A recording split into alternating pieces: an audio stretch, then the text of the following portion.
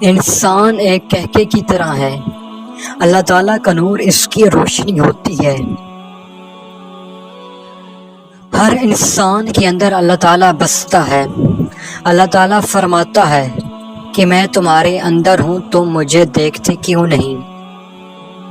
جو شرم و حیا سے عاری ہے اس میں ایمان کا ذرہ بھی نہیں ہے، اس لیے کہ حیا ایمان کا حصہ ہے۔ نفرت فساد پر ابھارتی ہے، جبکہ محبت امن و سکون لاتی ہے۔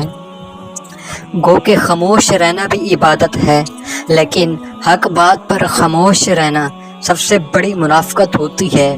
ہمیشہ اچھی گفتگو کرو، اچھی باتیں کرنے کی عادت سے اچھے اخلاق کی تعمیر ہوتی ہے۔ مصیبت میں دوسروں کے کام آنے سے حقیقی مسرت ملتی ہے۔ بروں کی ہم نشینی سے بچ کر رہو، اس سے اخلاق و عادات پر منفی اثر پڑ سکتا ہے۔ بد مزاجی اور بری باتیں اخلاق کو بگاڑ دیتی ہیں۔ بد مزاجی سے محبت نفرت میں تبدیل ہو جاتی ہے۔ جو شرم و حیا رکھتا ہے بہت سی برائیوں سے چھٹکارا پا لیتا ہے۔ جس بندے میں شرم و حیا نہیں ہوتی وہی گناہوں پر دلیر ہو جاتا ہے۔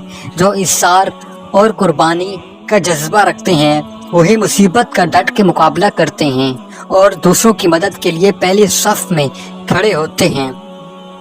اگر انسان کا مزاج کا اندازہ لگانا ہو تو اس کے گفتگو سے بآسانی اندازہ لگایا جا سکتا ہے کہ اس کا مزاج کس طرح کا ہے۔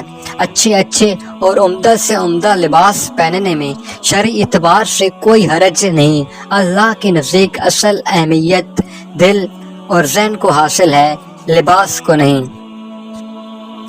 مرغن غذائیں اور پرتکلف کھانے عام طور پر انسان کی حصے عبادت پر برا اثر ڈالتے ہیں۔